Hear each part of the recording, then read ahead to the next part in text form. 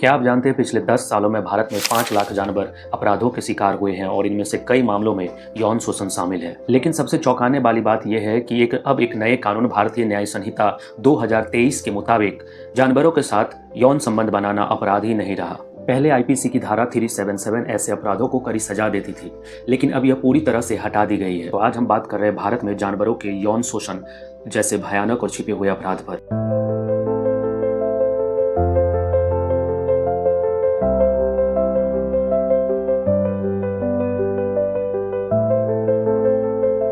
ये सिर्फ जानवरों के लिए नहीं, हमारे पूरे समाज के लिए एक खतरनाक संकेत है।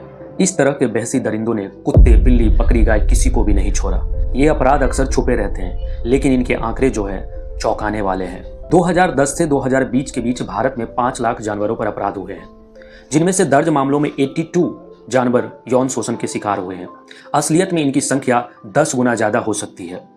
अब आइए कुछ दर्ज मामलों पर नजर डालते हैं। 2018 में हरियाणा में एक गर्भवती बकरी का गैंगरेप किया गया और फिर उसकी हत्या कर दिया गया। 2022 बंगाल में एक व्यक्ति ने प्रेग्नेंट गाय का बलात्कार किया। अप्रैल 2025 दिल्ली में कई आवारा कुत्तों का यौन शोषण किया गया। उसी महीने दिल्ली के साकेत में एक पालतू कुत्ता मरा मिला, जिसके निजी अंगों में कॉन्डम मिला था। अब जरा आप सोचिए कि दरिंदगी का लेवल किस हद तक बढ़ चुका है। रिसर्च कहती है कि जो लोग जानवरों के साथ क्रूरता करते हैं वे बाद में इंसानों के साथ भी अपराध करते हैं।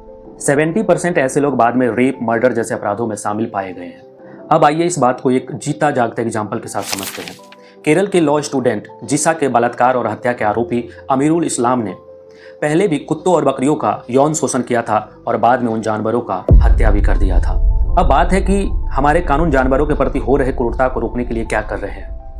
पशु क्रूरता अधिनियम 1960, prevention of cruelty to animal act 1960, यह जानवरों के प्रति हो रहे क्रूरता को रोकने के लिए है, लेकिन इस एक्ट में यौन शोषण का सीधा जिक्र कहीं नहीं है। और आप जानते हैं इस एक्ट के तहत दंड बहुत कम है। पहली बार अपराध करने पर 10 से 50 रुपए तक का जुर्माना, जो वाकई में एक मजाक है। और यह जो एक्ट है अपराध को रोकने में पूरी तरह नाकाम है। और जब कभी भी पशु क्रूरता से रिलेटेड कोई केस दर्ज भी हुए हैं तो ऐसे मामलों में कानून व्यवस्था को धीमा पाया गया है। वहीं दूसरी तरफ पेटा इंडिया, FIAPO, PFA और ब्लू क्रॉस जैसे कई NGO जानवरों के जान बचाने, उनके इलाज कराने और उनको न्याय दिलाने के लिए लड़ रहे हैं। FIAPO, federation of Indian animal protection organisation, ने दिल्ली हाई कोर्ट में याचिका भी लगाई भारतीय न्याय संहिता से धारा 377 को हटाने के खिलाफ। याद रखिए, जानवरों के प्रति हिंसा सिर्फ उनकी समस्या नहीं, यह हमारे समाज की समस्या है। तो आइए हम सब मिलकर आवाज उठाएं। कहीं भी किसी भी जगह अगर इस तरह के मामले आप लोगों को दिखाई देते हैं, जानवरों के प्रति हिंसा हो रहे होते हैं, तो आप जरूर पुलिस में शिकायत दर्ज कीजिए। धन्यवाद।